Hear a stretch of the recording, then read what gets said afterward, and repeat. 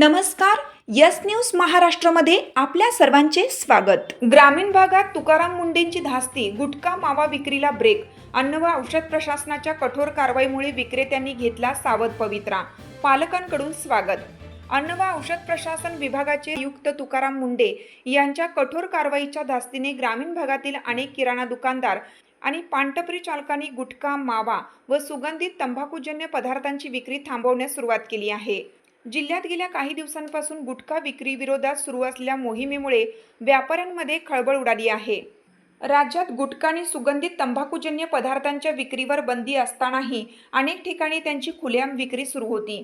मात्र अन्न व औषध प्रशासनाकडून होत असलेल्या छापेमारी, जप्ती आणि दंडात्मक कारवाईमुळे ग्रामीण भागातील विक्रेत्यांनी गुटखा व मावा विक्रीला ब्रेक लावल्याचे चित्र दिसून येत आहे.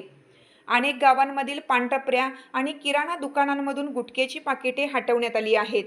काही व्यापाऱ्यांनी तर शिल्लक माल वितरकांकडे परत पाठवल्याची माहिती समोर आली आहे. प्रशासनाच्या या कारवाईमुळे अवैध तंबाखू विक्रीला आळा बसण्याची शक्यता व्यक्त केली जात आहे. दरम्यान नागरिकांनीही गुटखा व तंबाखूजन्य पदार्थांच्या अवैध विक्रीची माहिती प्रशासनाला देऊन सहकार्य करावे असे आवाहन करण्यात आले आहे. युवकांमध्ये वाढणारे व्यसन रोखण्यासाठी अशा कठोर कारवाया आवश्यक असल्याचे मत आरोग्य क्षेत्रातील तज्ज्ञांनी व्यक्त केलं. याबाबत पालकांनी समाधान व्यक्त करत सांगितलं की तुकाराम मुंडे यांच्यासारखे कर्तव्यदक्ष अधिकारी समाजहितासाठी धाडसी निर्णय घेत आहेत, याचा आम्हाला आनंद आहे. युवकांना व्यसनापासून दूर ठेवण्यासाठी अशी मोहीम सातत्याने राबवण्याची गरज आहे. व्यसनमुक्त समाज घडवण्यासाठी प्रशासनाने आणखीन प्रभावी पावले उचलावीत हीच अपेक्षा आहे. यस न्यूज महाराष्ट्रासाठी राजेश कांबळे. गेल्या अनेक वर्षापासून आपल्याला माहिती आहे की महाराष्ट्रामध्ये गुटखा बंदी केलेली आहे. आपल्या FSSAI ॲक्टच्या सेक्शन 30 अंतर्गत प्रतिबंधित जे फूड आयटम्स आहेत त्याच्यामध्ये गुटखा आणि तत्सम आयटम जे आपले आहेत त्याच्यावरती गुटखा बंदी केलेली आहे. त्याच्यावरती आपण अनेक वेळा कारवाई करतो, रेड्स करतो, फाईन करतो, FIR करतो. त्याच्यामधल्या प्रोव्हिजननुसार जेल पण होते, प्रॉसिक्युशन पण चालू आहेत. परंतु प्रोहिबिटेड आयटम असतानाही, फूड आयटम असतानाही महाराष्ट्रातल्या ऑलमोस्ट सगळ्या ठिकाणी हा गुटखा विकला जातो आणि कंझ्युम केला जातो. ही रियालिटी आपण बघतोय. मग याच्यावरती पर्याय काय? एन्फोर्समेंट तर चालू आहे, ते आपण आता जास्त स्ट्रिक्ट करत आहोत, तर ते चालूच राहील. परंतु याच्यावरती काही डेटरन्स असा क्रिएट करता येईल का की ज्याच्या माध्यमातून, कारण प्रोड्युसर तर इथं नाही आहेत प्रोहिबिटेड असल्यामुळे, ते बाहेरून आपण जे याच्यामध्ये इन्व्हॉल्व असणारे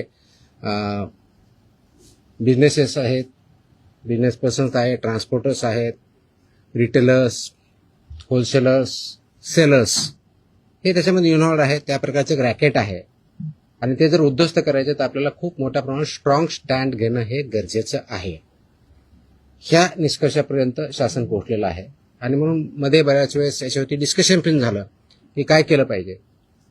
आणि मी इथं जॉईन झाल्यानंतरही याच्यावरती आम्ही विचार केला काय करता येईल, कारण याच्यामध्ये this is a danger to public health आणि म्हणूनच तो आयटम प्रोहिबिट केलेला आहे. जर पब्लिक हेल्थला जर डेंजर असेल आणि तो आयटम प्रोहिबिट केलेला असेल तरीही त्याचा व्यापार होत असेल, तिथं ट्रान्सपोर्ट होत असेल, होलसेलर विकत असतील, सेलर विकत असतील आणि तो अवेलेबल होत असेल, तर त्याच्यावरती स्ट्रिंजेस्ट पॉसिबल ॲक्शन घेणं गरजेचं आहे.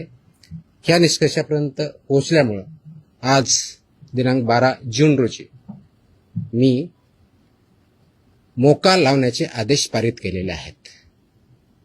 So we have issued the order saying that MCOCA provisions will be, MCOCA कायदा, मकोका ज्याला आपण म्हणतो, Maharashtra control of organised crimes act 1999 हा आम्ही इन्व्होक केलेला आहे. ही माझी त्याची ऑर्डर आहे इश्यू केलेली. आमची सात आमची यस न्यूज महाराष्ट्र चॅनलला लाईक करा व सबस्क्राईब करायला विसरू नका.